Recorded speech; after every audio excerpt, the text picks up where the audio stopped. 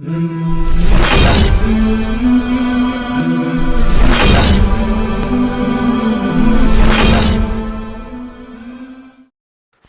அலைக்கும் வரஹ்மத்துல்லாஹி வபரகாத்துஹு. வாழ்க்கையில் ரொம்ப கஷ்டம், வறுமை, எவ்வளோ சம்பாதிச்சாலுமே அந்த பணம் கையில் நிற்கிறதில்ல, சட்டுன்னு ஓடிடுது. ஒரு நெருக்கடியான ஒரு வாழ்க்கை. இப்படிப்பட்ட வாழ்க்கையிலிருந்து பாதுகாப்பு பெற அல்லாஹுடைய தூதர் ஸல்லல்லாஹு அலைஹி வஸல்லம் காட்டி தந்த அமல்கள் நமக்கு ஒரு முன்மாதிரியாகும். ஸஹல் இப்னு ஸஅதி ரலியல்லாஹு அன்ஹு சொல்லுகின்றார்கள், ஒரு மனிதர் அல்லாஹுடைய தூதர் ஸல்லல்லாஹு அலைஹி வஸல்லம் அன்னவரிடத்தில் வந்து முறையிட்டார். அல் ஃபக்ர வதீகல் மஈஷா, வறுமையையும் வாழ்க்கையினுடைய நெருக்கடி, வாழ்வாதார நெருக்கடியை வந்து முறையிட்டார். ஸல்லல்லாஹு அலைஹி வஸல்லம் அந்த சஹாபிக்கு சொன்னார்கள், நீங்கள் உங்கள் வீட்டிற்கு நுழைந்தால், எப்பெல்லாம் நம்ம வீட்டுக்கு போகிறோமோ அந்த நேரத்தில் 3 விதமான அமலை செய்ய வேண்டும். ஒன்று, ஃபசல்லிம், சலாம் சொல்ல வேண்டும்.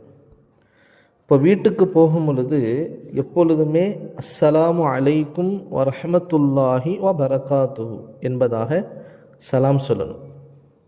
இரண்டாவது, நபியின் மீது சலவாத்து சொல்லணும். அல்லாஹும்ம ஸல்லி அலா சய்யிதினா முஹம்மதி வ அலா ஆலி சய்யிதினா முஹம்மதி வ பாரிக் வஸல்லிம் அலை என்பதாகவோ, ஸல்லல்லாஹு அலா முஹம்மத் ஸல்லல்லாஹு அலைஹி வஸல்லம், எந்த சலவாத் தொழுகையில் ஓதப்படக்கூடிய தரூது இப்ராஹிம், எந்த சலவாத்து நமக்கு மனப்பாடமோ தெரியுமோ அந்த சலவாத்துகளை ஓதிக்கொள்ளலாம். முதலாவதாக சலாம் சொல்ல வேண்டும். இரண்டாவது, நபியின் மீது சலவாத்து சொல்ல வேண்டும்.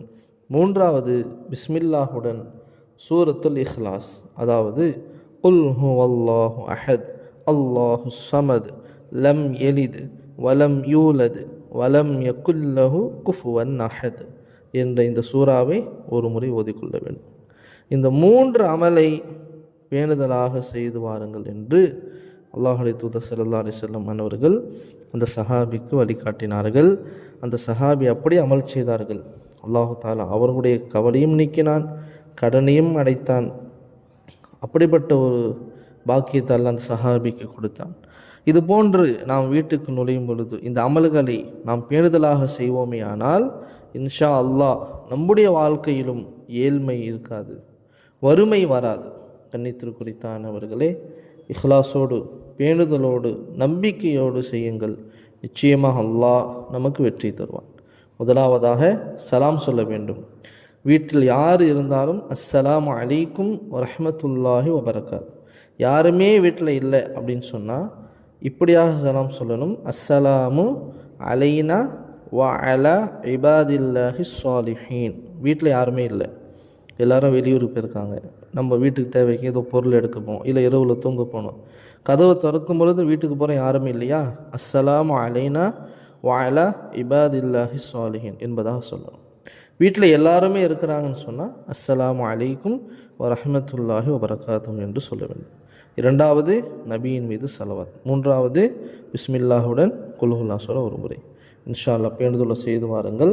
அல்லாஹ் வறுமையை நீக்குவான், வாழ்க்கையின் நெருக்கடியை விட்டு பாதுகாப்பான், ரிஸ்கிலே அல்லாஹ் பரக்கத் செய்வான்.